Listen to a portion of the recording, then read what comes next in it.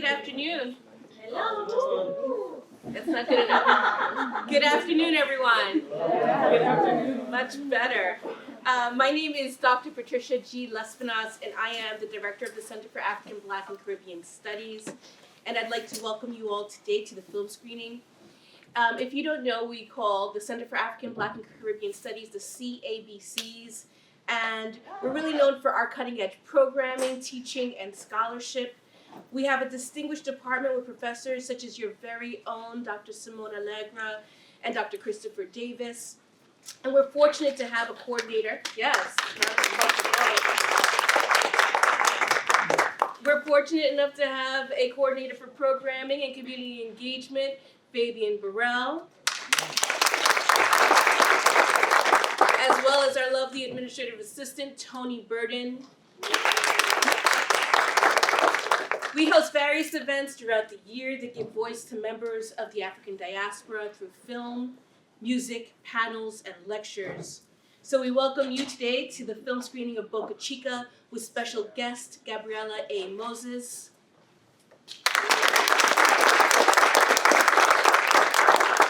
Thank you for coming out today to have a conversation with Dr. Simón-Alegre. And we'd like to thank our co-sponsor, the Bhisé Center for Global Understanding, who has so generously sponsored this program. And our director here would be Dr. Holger Henke. I'll invite Holger Henke, Dr. Henke, to the podium in a second. I'd like to also invite you all to our next CABC's program, which will be another film screening of The Price of the Ticket. And that will be with director Karen Thorson in conversation with Gregory Miller. That will be on March 31st at 2:30 p.m. And so our list of our programming will be up with the QR code after the event. Please take a minute to fill out our survey and let us know what you think. Welcome again, and I'd like to introduce you to Dr. Henke, who will introduce the Bhisé Center for Global Understanding. Thanks, Dr. Lespinas. I don't want to stand between you and the event, for sure. I'm super excited that we have the opportunity to sponsor events like this, to bring to the campus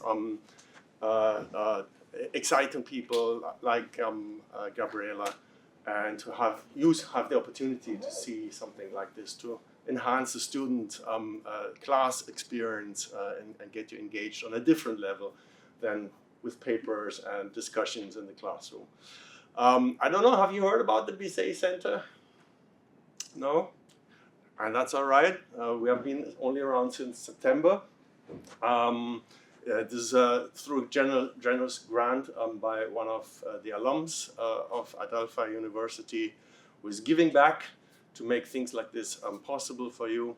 You may have heard perhaps that there's a study abroad trip to India. No? Okay. I see somebody nodding. Yes. That is for all to apply to students. It's for free. Meaning everything's paid. Meaning you don't have to pay anything. So that one just happened in January. The next one will be next January. Application is actually going out now. It's online already, I think. If you go to the Bhisé Center webpage, you find it there. We're also supporting faculty research as well as student research. So if you're interested in doing research, going to a conference perhaps, or doing field work abroad, there are grants from the Bhisé Center that you can apply to. So again, welcome to this event, and check out Bhisé Center, who's making those events, supporting them. All right, thank you. Take care.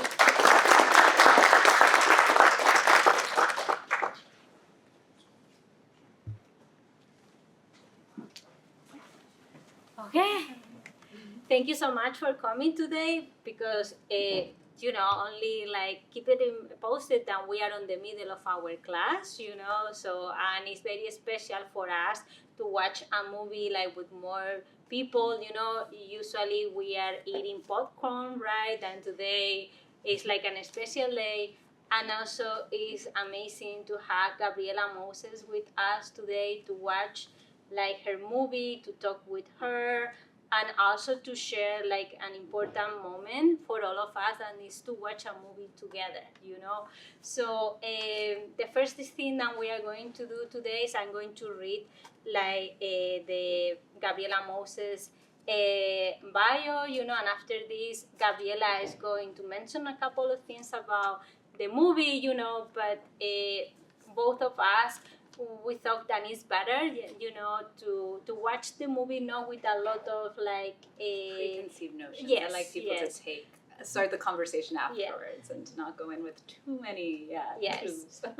We watched the trailer in class last Thursday, so my students, they know something about it. So, okay, so Gabriella Moses is an award-winning Dominican-Guyanese American writer and director based in Brooklyn, New York. She graduated from New York University Tisch School of the Arts with her firm belief of sharing stories with underrepresented protagonists that test viewers' perception of identity and their imagination. She was received support from a number of organizations, including the Sundays Institute, the New York Women's and Film TV, Tribeca Film Festival, the Black Leagues, etc. She was being featured on the Blacklist Latinx Leagues, W Script Games Screenplay List, and was selected of the Netflix Latinx Inclusion Fellowship Program with her short, Sin Raíces. I'm looking forward to watch it. And she most recently participated in the 13th Venezia Biennale College Future Film Development Program. Her directorial debut, Boca Chica, won the 11th annual Tribeca Nora Etron Award. Okay, so let's go give a big applause for Gabriella. Oh, yeah, I'm sorry. So also we have a light lunch for you. Here, your merienda, you know, snack. So please feel free, pizza, pasta, you know. And I want to give a big applause for Tony and all the members of ABC to make possible the Thank you. I'm just gonna say I don't like saying too much beforehand, but I like to say that Boca Chica is a film about the secrets that we keep in order to protect our family, our sense of home, and most importantly, our dreams. This film was completely produced in the Dominican Republic, where my mother was born and where my abuela first came from, to give like opportunities to me and my sister and my mother's siblings, my tías and tío. So it was a real beautiful journey to be able to create this through the Ley de Cine, the cinema law that exists in the country. And so maybe we'll speak a little bit about that as well. But there's a lot of beautiful films coming out of the Dominican Republic. So our film is just one amongst a lot of beautiful, beautiful films. So I look forward to being part of the conversation with you all later today. Okay, so thank you so much, Gabriella, to be with us. So Professor Lespinace. Yes, and before we begin the film, we would like to present Gabriella A. Moses with an award.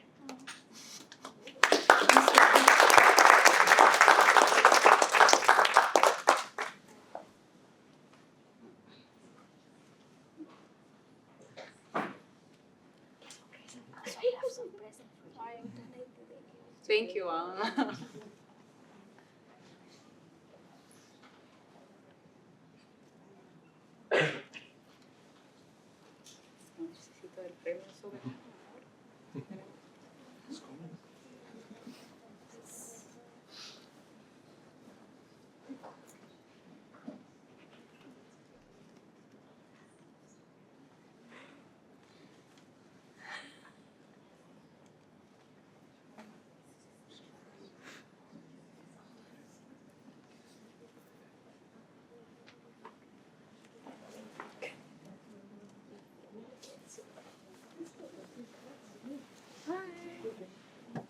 Good afternoon, everyone. Good afternoon. I'm a graduate of Adelphi, and it reminds me of it when I had to come this way so far.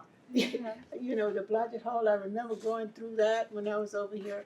So I'm home for a while. But anyway, I am the deputy supervisor from the town of Hempstead, and I happen to be a graduate of this school. And I am the first African-American woman who's ever held this position in any place in the town of Hempstead, so that's why I have that name. Okay, but all of you look so great, and I'm sure you love what you're doing, and hopefully you will.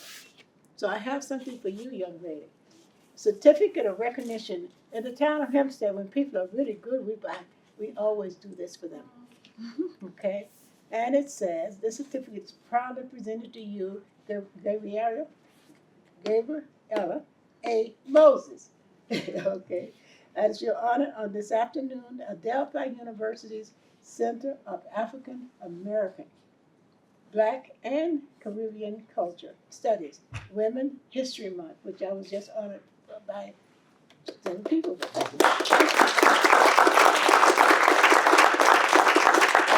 feel that you're going to see a wonderful film, so I'm going to stay a little longer so I can see some of it. The town of Hempstead is proud to recognize your dedicated service and significant contributions to our region and its residents. And I wish you the best. I'm sure that you're going to continue in life and do a great job. All of you, right? Thank you so much.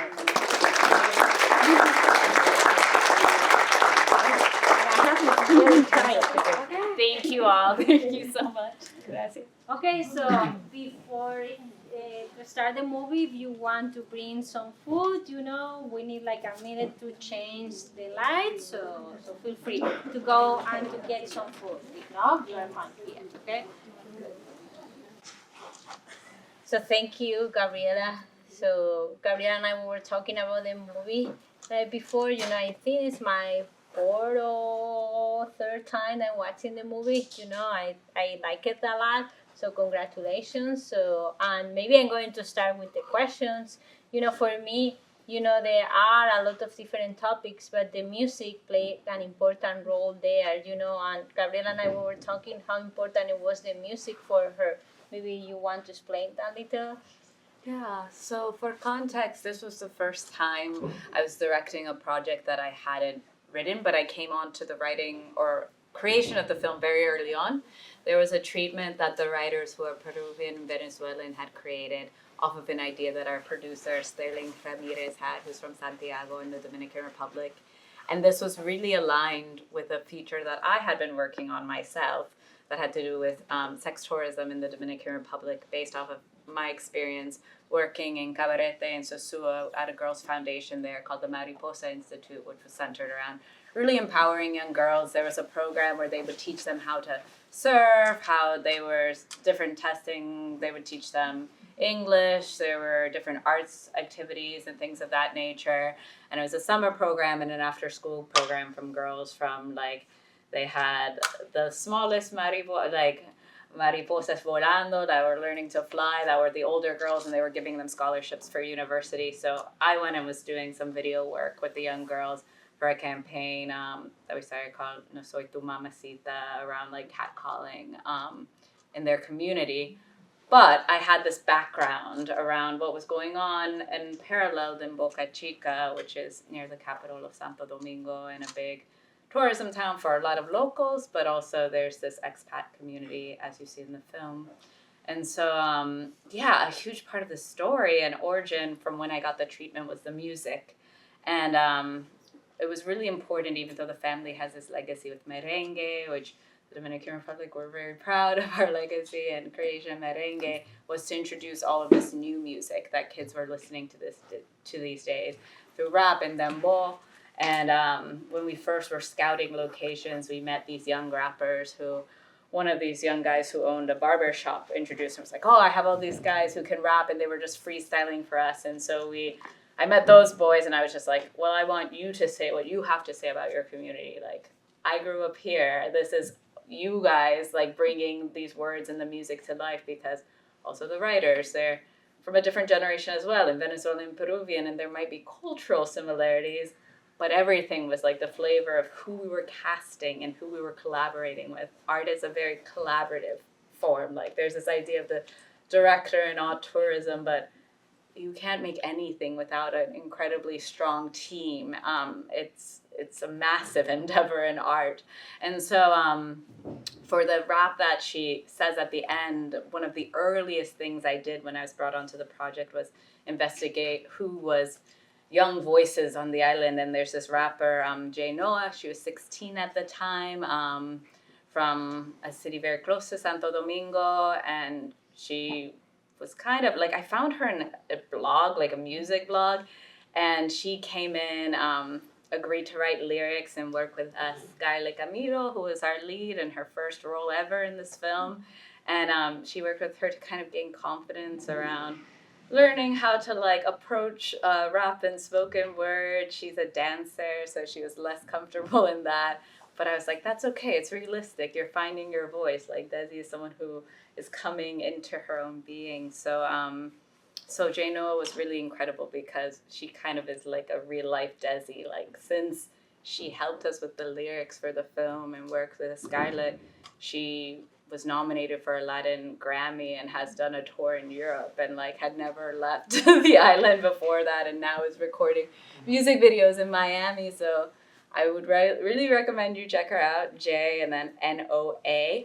But yeah, we worked with her. We worked with El Prodigio. It made the merengue that like their family member makes in the film. And worked with another incredible composer who was tapping young female voices and rising artists, because some of you may know this, but licensing music for film is equally as expensive as making a film. Like one track can cost $500,000, and like unknown artists can be like as expensive as $10,000. Like it is very, very expensive to license music. So it's always in your best interest on independent film to like create your own music. And because there was a character in this film, we did that. Yeah. So perfect. Yeah. Thank you so much. Do you have any questions? Jimena, go ahead. I'm just curious more about Desi's relationship with music and color, because like for most of the scenes where Desi is listening to music by herself, we see different colors flashing on the screen. Is there like a correlation between each color and like what she's feeling in the moment, or is it more just like an abstract idea? Yeah, so I mentioned this was my first time working around like a treatment or script I hadn't written in something that I love in my work. I tell a lot of coming of age stories, but I usually have some sort of magical realism or surrealism to what I do, probably inspired by childhood a lot of my work.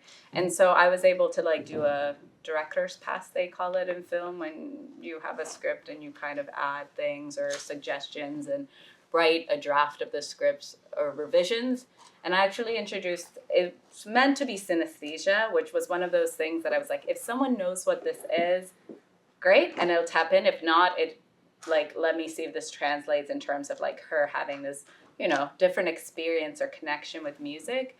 So I don't know how many people know what synesthesia is, but it manifests in many different ways, and something I've always been fascinated about it. And when I thought about including it in this film, because we've seen a lot of films about music and getting into like, and coming of age into wanting to be a musician, but I hadn't seen that specifically. And it was intriguing to me to learn like Billie Eilish, Pharrell, all these musicians have synesthesia, but don't necessarily talk about it a lot. And there's so many people who don't realize other people experience whatever their manifestation of synesthesia is in the way that they do. Like they just think it's how everyone experiences music or smells or tastes. So for me, that was it. And usually my understanding is it can be different for everyone, but it can be a tonal or note thing. So I was kind of playing with that, but also building it in terms of like, what was the emotion of the moment and the music. So that was kind of my liberty with it. But that was something that I wanted to like emphasize her perspective. Yeah. If I may ask you, how was the movie received in Santo Domingo? Because this topic of sexualism and youth is you know, it's a taboo in our society. And there was a novel that was written by Barbara Siosa, you know, about the Feast of the Goat, which is about Trujillo, and this component is there, and Dominicans got very mad at Barbara Siosa. So did they get as mad as you as with Barbara Siosa? I was very nervous to present. I was like, this is the most important premiere. We premiered last January at the Fonglode. It's the national or international festival of cinema that's in the Dominican Republic, and there's local film, but there's also international film that they bring, and it's in the capital, Santo Domingo. And there were so many people that came to the premiere that they opened another theater, and then we had our theatrical 2 months later, and it was really well received by the people that came out and saw it and supported it. And it's interesting because there's I feel like there's this golden age, we were talking about this before, of cinema, because we now have a Ley de Cine that's supporting local film, but also there's a lot of foreign productions that are coming. There's a big studio, Pinewood, that's like based out of the UK. So Dominicans are able to tell a lot of different stories around their communities right now, and like a lot of different, there's this film Perez Rodriguez, which is about like middle upper class Dominican society, as opposed to like, okay, this is lower, like working class women. You're seeing a lot of things. The Bate, like sugarcane community, there was a film that was just at Venice called Sugar Island. So a lot of these subjects are taboo, and we received a lot of support around it, because I think it's one of those things that if you've grown up going to certain beaches in the island, you've seen it. Like, yes, during the day it might just be all families, but the minute you kind of turn, or if you're paying attention to certain things, that's why my producer wanted to tell this story. That's why I wanted to tell this story. It's something that, like, you might be afraid to say, but we wanted to also say it through the perspective of a young girl, with some sort of hope to it, for it not to be too heavy, to not be exploitative, to have some sort of, we talk about it, for it to be delicate in a certain way, or to give grace and show the beauty of the island too, amidst what is a very international issue. Like, this is happening in our backyards. When we showed it in Miami, you go to any airport in certain communities here in the States, and it's like trafficking is happening in this community. So it's something that, yes, it's happening in the Dominican Republic, but also as an American-born filmmaker, I want to say, like, it's happening here. So, like, the exploitation, over-sexualization of girls is happening here, maybe not in the same way that we're seeing it in this film, that it's like a destination to certain areas, but we received a lot of support, and I think it's because hopefully there's this acknowledgement and need to, like, bring up these issues. Like, the year that we filmed this in 2021, underage marriage was finally, like, eradicated in the Dominican Republic through a law. And so before that, there were legal thresholds for that to happen, child marriage. So, you know, maybe the culture is, like, finally realizing, okay, this isn't just happening here. So maybe if we acknowledge it is happening here, it can have a more profound effect. So, More questions? Yeah. Where did you draw inspiration for the character? Was it Pool Azul Raul? I think that's definitely my favorite character. Yeah. In the script, when that character is being drawn, he was kind of like, oh, is it a love interest or a friend? And I like the idea that, okay, maybe there's something flirtatious, but that he's really just a friend to her. Like, I didn't want this, like, oh, there's this love. Yes, he says these, like, little coy things, but and feels, like, empowered also by her entering this space. But, I mean, I really grew up on, like, rock and roll and, like, punk rock, and wanted this kid who had a style, like, you know, of his own. And I used to have every dyed color hair, so I was like, Raul, and, like, this is gonna be his thing. And yeah, I also really, with kids, I love directing kids. I want them to, like, take ownership over their characters, like those little girls. So much improvisation, like, that's where, if you're gonna work with kids, because in film they always tell you, like, I went to film school, it's like, don't work with animals or kids, like, you'll be like, that's your biggest challenges. But it's not awful if you lean into what it is. Like, I like working with non-actors. A number of our actors weren't trained. Obviously, a lot of those were the children, and so that was something that even Charles, who plays Raul, came up with. Like, okay, let's lean into, once we decided to, I wanted him to have blue hair, and we were creating the color palette. I have a background also in production design, so, like, colors and the look of the film is very important to me. So, yeah, we came up with that, and then, you know, Charles, the actor, kind of leaned into, like, okay, I'm gonna write my own rap, like, that kind of freedom with, we had a child actor coach, too, on the free time to, like, you know, do workshops with them, because there's a lot of things you're navigating with, like, a little bit of prep as a director, but we all worked together and defined some of those things. And wardrobe was great, like, creating the dresses and then also finding his style.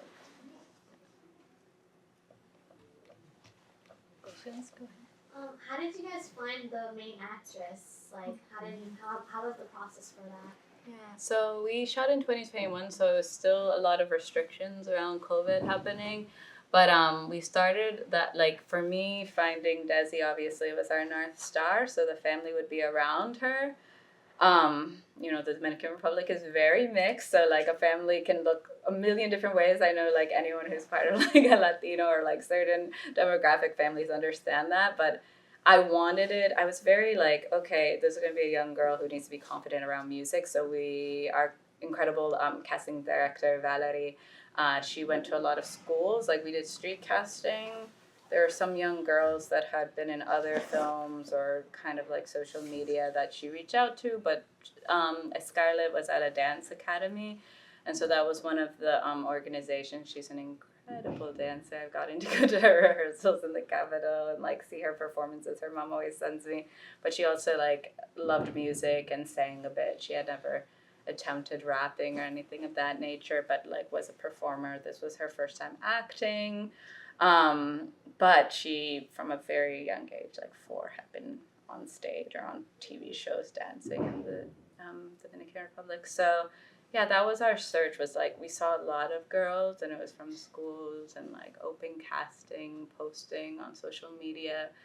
But when I saw her like gaze and her energy, and there was a softness to her that was like, it just felt like someone. And then I had a meeting with her.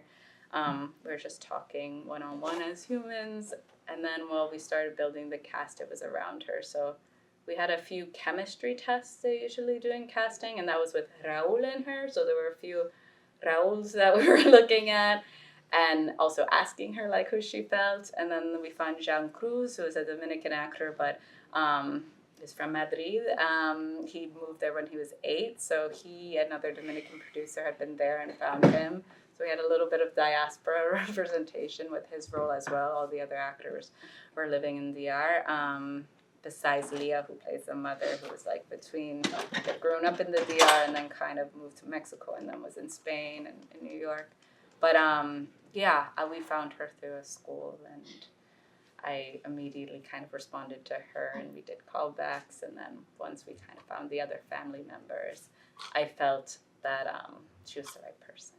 And how old was she in the film? 11 when we filmed. Thank you. What questions? Amber, go. How much older is LB than Fran in the movie? Elvis and Fran. They're supposed to be the same age. Like he's supposed to be like 2 years older. But there's kind of this, they grew up together, were kind of groomed together as well, with those undertones, and are like brothers because they're cousins who grew up under the same roof. But something that really caught my attention that it wasn't only talking about topics societal, it was talking about like interrelation, like in the family, like abuse, and I really feel like it kind of, how was that creative process? Like how were you trying to think about touching within the family sexual abuse, like so with like sensitively, you know what I mean? yeah, I'll give a lot of credit to that dynamic. Was Mariana and Marite, who they're the screenwriters, and they wrote the story from the ground up, and then I brought in texture with my past. But they have made a number of films, like the idea was brought to them through our producer, but they've explored sexuality in a lot of their films already. They have this incredible film, Pelo Malo, that won a San Sebastian in 2013, I think it is.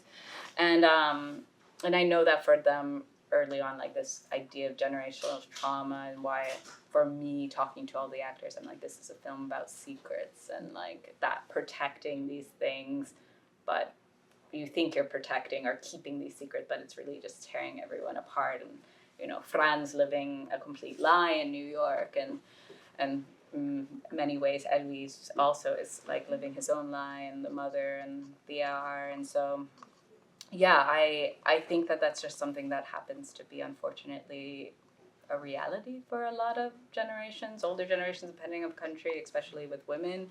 And so that was something that, you know, they were coming from a personal place, and a lot of the creatives and collaborators also had stories that they kind of felt aligned, or knew people that unfortunately had experienced, you know, similar traumas.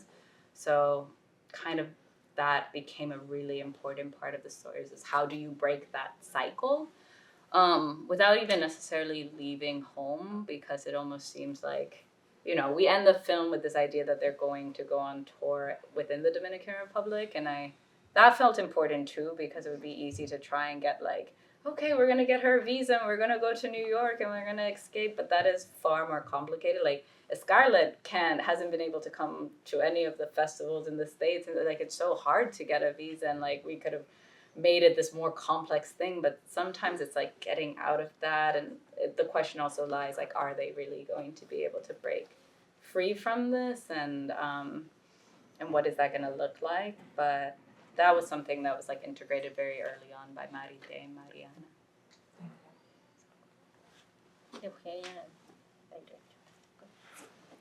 Yes.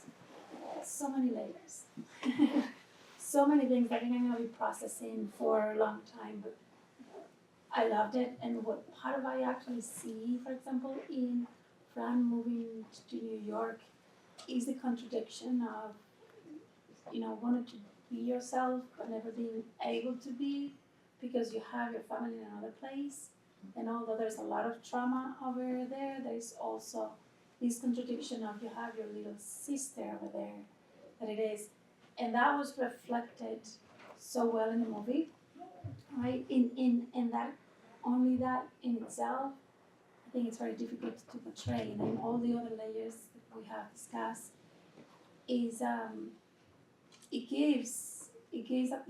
gave me a meal of many dishes that I'm gonna be eating for a month, right? So, thank you. That was an amazing piece of art. Thank you. I'll share that with an incredible team of collaborators. Which was the hardest part of the movie to film? The hardest part to film. I mean, the hardest part of the process to me, I think, was right before we filmed, when I had kind of done this pass on the script, because the project came together very quickly. Like I was working on developing 2 films before this when I got to like come onto this project, and those were taking like anywhere from 3 to 10 years to like get off the ground. And I'm a pretty young filmmaker, but this was like I was spending that much time and going through a lot of labs, and it's really hard. So that process was long, but this script came together quite quickly. And for me, for it to be my first feature, knowing how long it takes to make a film, and that you don't get a lot of opportunities, especially as a woman of color, to tell a film. So I was like, okay, this has to be right. And we had incredible screenwriters, but they also had like a very ticking time. Like, okay, they were contracted, they wrote the script. So I had made these changes with the like headphones and synesthesia, and there were a lot of flashbacks that just were going to be hard for our shooting schedule as well. We shot 24 days, which is not a lot for a film. And so, especially when working with kids. And so I had tuned the script and then got a little pushback, and then had to like be like, okay, this is why, because I can't direct or understand these characters without some of this nuance, or like without maybe, I also really wanted it through Desi's perspective. That was something as a director that I was like, this will be the most feasible way to achieve this. And if we're going into like the past 5 years, or not even 5 years ago, it was like the brother and cousin, it was like taking away from the central character study that was so strong to me. So I was like, okay, I'll introduce like the shaving scene, because it's new, there's nuance to it, but we understand there's history, but we don't have to go into the past and like leave our story and leave Desi. So fighting for some of these things that I felt instinctually were going to be better for the characters and for the film that as a director I was being entrusted to tell, and was the most difficult part maybe in terms of shooting days. The day at that pool on the roof was hard. It was an overnight. I have an 11-year-old actress. She's going underwater. The scenes around a lot of male gazes that are uncomfortable, and like constantly checking in with her and her mother, making sure that, she felt like she was in a safe space. And so that was hard. The wedding was incredibly difficult because there's a lot of extras and there's a live performance element. So I would say those were the most difficult aspects. But once I'm on set, I kind of feel like it's a train, it's going, and you're just troubleshooting. And I had, an incredible casting crew that, like, when people know their craft, you feel taken care of, and you can kind of focus on working with the actors, or, like, camera in the moment and not some of the drama or fires that are constantly going off on film sets. Yeah. One more question. Carmina, go ahead. So how were you able to record, I think, Ran in New York, but also in Dominican Republic? So we shot first in the Dominican Republic. We shot in November. And then the New York unit was very, very small. We had sound, it was 2 days. We had sound for one of those days. The other was like recreated sound. It was all MOS, which is without sound. And yeah, I have a dear friend who's a cinematographer who went to school with me and has shot a few films. Barbarian, we got very lucky to have him some Netflix films. And he came and like, we had no money for New York because we had spent all of our money in the Dominican Republic. And he like shot the bike stuff on like rollerblades. Like he was game to do a lot of things. So it's just a much smaller unit of like none of our crew. Like I was doing the art in New York, just our DP and sound for one day. And it was easier because it was like Fran. We had like a scene of them playing dominoes in Washington Heights that got cut. But like besides that, it was us like leaning on community, which was easier because I have people in New York and Sterling also has some family in New York. So yeah. So one more question? No? Okay. Another question, Anna? Okay. Sorry, go Can ahead. you talk a little bit about your story? Because you're clearly a young, successful director. So, like, where did you start, and how did you know you wanted to do that? Yeah, so I was born in New York, but yeah, like I said, my parents are Caribbean immigrants from Dominican Republic, my mother, and from Guyana, my father.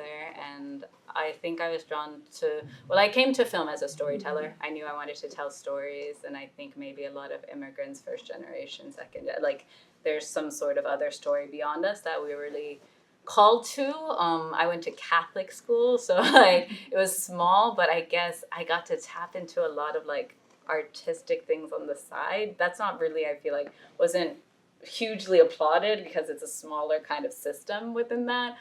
But my thesis film is about a young girl before her quinceañera who sees the Virgin Mary in a piece of queso frito. So like religion, like I was like, my culture was food and faith, and like I didn't grow up always speaking Spanish because my dad didn't speak Spanish. I watched telenovelas. So like I really wanted, I was close to my mother's side. I wanted to tell those stories. I still want to tell Guyanese stories, but it was my Dominican stories I was telling. And so I was into theater, like played saxophone. So like this film was lovely to me because as a storyteller, I could mix other passions of design, music, theater, like acting. And so when I decided to go to college, that's what I wanted to focus on. I double majored in film and TV at Tisch and journalism, like through another program at NYU, because I think as much as I make magical realism stories, I also tell social realism stories, and journalism was really important to get to the authenticity for me. But yeah, my parents didn't graduate college, which, you know, you hear a lot of immigrant kids, maybe the arts isn't where your parents are going to support you, and that's true. And I am so grateful to them to have supported me in that path, because it is an incredibly hard one. And I think maybe stubbornness has gotten me to the place that I am, because I know a lot of people who have gone to college with me are no longer doing this. I support myself through production design still. Like I do commercial work as a designer, but I just apply to a lot of opportunities and initiatives. It's still very hard as a woman, as a person of color, and within these underrepresented communities to like make films. It's hard no matter who you are to make films, especially when there's no like government supports or arts organizations. And that's also like, there's a threshold of entry in Europe and places like that. But there are some exciting initiatives across the board, no matter where you are. And I made that my full-time job to seek out. And with like, 100 rejections, there came 5 acceptances and that's how I got support through Sundance. And, when I did this fellowship with Netflix and the Los Angeles Latino Film Festival, it was my second time applying, and I was told to apply again. And so if you're rejected once, I say apply again. If you have an idea for something and it doesn't feel ready, I say apply anyways. I've applied to things where you needed a feature if you got into the second round and I wrote the 10 pages and then they accepted me, I said, I guess I have to write 100 more now in a week. But do it, because worst thing is you get rejected and you have a foundation. So I say like the arts or something like that is of interest to you. Yeah, there's no time like the present. And also just find the community of people who are telling similar stories, because there's a lot more access to things than even when I was graduating in 2012. So like there's a lot out there, but that was a little bit of my turn. Yeah. Thank you. More questions? No? Okay, so I'm maybe going to finish with something I love at the ending for the movie, because I can see it's a hope. We don't know, and maybe Thursday we are going to talk about the evening class. I love it because both the brother and the sister, they are together. Finally, and I can see Desi needs her brother to be close, and to be like together. I love it. Then I can see the second part of the movie, after that trip, and to be part of the band, and Desi become a rapper, right? So yeah, that ending is wonderful and fantastic, and it's a good way, like, to finish a movie. So congratulations, Gabriella. Okay, let's just start with the